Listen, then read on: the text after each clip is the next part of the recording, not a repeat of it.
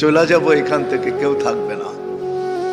যিনি থাকার উনিই যখন থাকেন নাই, কারো কাছে মালাকুল মউত অনুমতি নিয়ে আসে নাই, আসবে না।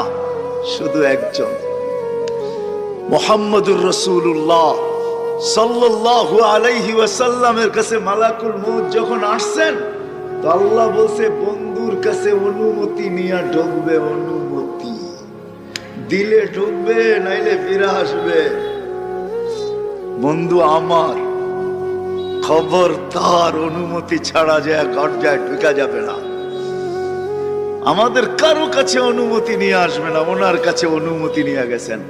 তারপরও বলছে শোনো, ঢুকার অনুমতি দিলেই কিন্তু হাত রাইখা দিবা না, আবার অনুমতি নিবা, রাখবা কি রাখবা না।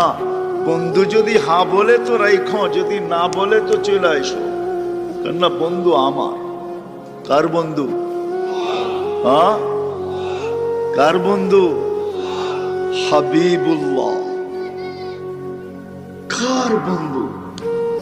যার কারণেই তো আমাদের সাথে বন্ধুত্ব। আমাদের সাথে দুই দিক দিয়ে আল্লাহর বন্ধু।